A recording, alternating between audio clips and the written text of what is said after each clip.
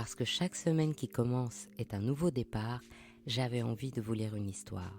Parce que chaque commencement est un peu angoissant, je vous propose le bijou, comme un bisou d'espoir. Il était une fois les bijoux de la fête des mères.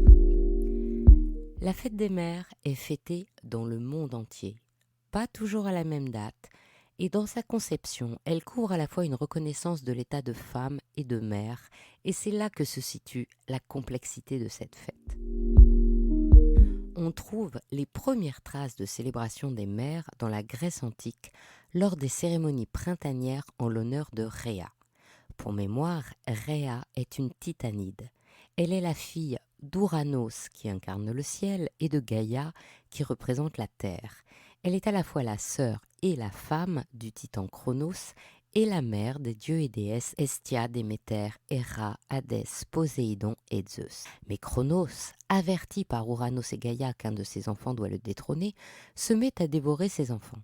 Alors quand Zeus naît, Rhéa donne à Chronos une pierre enveloppée d'un linge et cache l'enfant en Crète. Rhéa incarne donc le courage et le dévouement maternel et est célébrée comme déesse de la fertilité, de la maternité et de la génération dans toute l'Asie mineure aux Ides de Mars. Un deuxième mythe à l'origine de la célébration des mères est celui de Cybèle. Cette déesse est abandonnée à la naissance et recueillie par un léopard ou un lion qui l'éveille au mystère du monde. Elle dispose des clés de la terre, donnant accès à toutes les richesses. Elle incarne la fertilité et fait l'objet d'un culte orgiastique, avec des mutilations rituelles. Elle symbolise la nature sauvage et peut guérir ou envoyer des maladies. Elle représente donc un principe maternel différent, lié à la fertilité mais également à une conception féminine un peu effrayante. Dans la mythologie romaine, ces deux déesses vont être fêtées au printemps, le mois de la fertilité, lors des Matronalia pour Rhéa et des Hilaria pour Cybèle. Et puis peu à peu, les figures de Rhéa et de Cybèle seront assimilées et se fondront même avec celles de Déméter, la déesse des cultures et des moissons. Ces racines antiques expliquent bien la complexité de la fête des mères. Ce peut être une fête charmante où les enfants, quel que soit leur âge, célèbrent leur maman par des présents qui symbolisent leur attachement à la femme qui leur a donné le jour et les a ouverts au monde. Ce peut être des attentions comme les petits déjeuners au lit, les repas préparés par les enfants, qui implicitement sont un hommage au travail de la mère de famille. Et ce peut être aussi des cadeaux dédiés, comme des cartes, des gâteaux ou des chants créés spécialement, qui symbolisent la création et donc la fertilité implicite comprise au sens large. Ces deux histoires divergentes expliquent que la fête des mères est quelquefois assimilée à la fête de la femme, comme par exemple en Albanie, en Bosnie-Herzégovine, en Bulgarie, en Moldavie, en Roumanie et en Serbie. En République tchèque, la femme et la mère ne sont fêtées à deux dates différentes que depuis 1989, à la suite de la révolution de velours. Et en Russie, c'est par décret que Boris Eltsine créa cette fête en 1998, en novembre. En Australie, elle prend ses racines dans l'aide aux mères sans ressources, vers 1924. Par contre, les Anglais célébraient leur mère par le Mothering Sunday depuis le XVe siècle, avec une connotation religieuse liée au carême. La fête des mères officielle et civile date, elle, de 1914. Aux États-Unis, Anne-Maria Reeve Jarvis s'était investie dans l'amélioration des conditions de vie des mères et des enfants suite à la guerre de sécession. Elle imagine dès 1876 le jour de l'amitié pour les mères. Sa fille, la publiciste Anna Jarvis, reprend l'idée à la mort de sa mère. Elle démarche la plupart des États qui sont favorables à son idée. Par ailleurs, le président des États-Unis cherche à rassembler le peuple américain divisé par les tensions européennes à la veille de la Première Guerre mondiale et trouve que la commémoration des mères remplit cet objectif.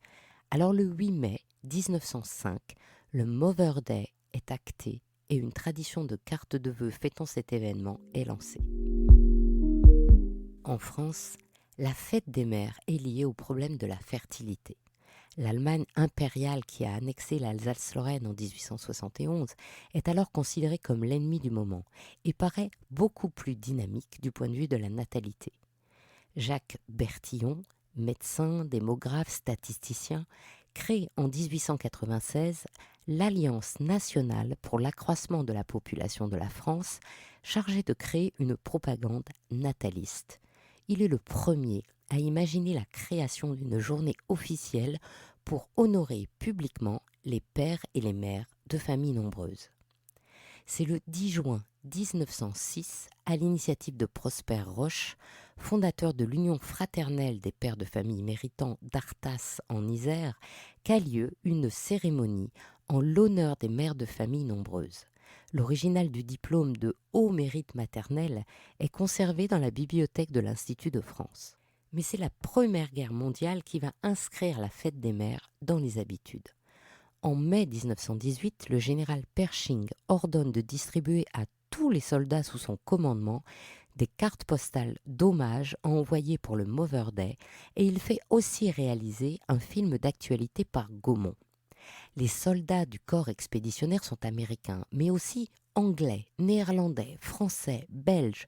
Aussi, le Mother Day va pénétrer tous ces pays. En 1918, la Journée des mères de Lyon est célébrée en hommage aux mères et aux épouses qui ont perdu leur fils et leur mari à la guerre. Et après une guerre, le gouvernement cherche encore une fois à doper les naissances et crée en 1920 une fête des mères de famille nombreuses. Et puis en 1926, une première cérémonie officielle nationale remet des médailles de la famille française aux mères de famille nombreuses afin de leur témoigner toute la reconnaissance de la nation. En 1942, c'est le maréchal Pétain qui célèbre la maternité.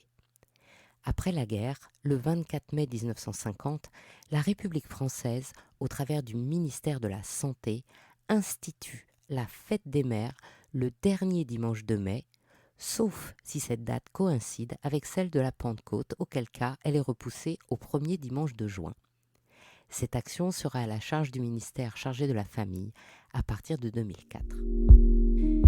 Cette histoire de la fête des mères explique pourquoi si on fête les mères et s'il est très agréable d'offrir comme de recevoir un bijou à cette occasion, qu'il n'y a pas à proprement parler de bijoux typiques de la fête des mères.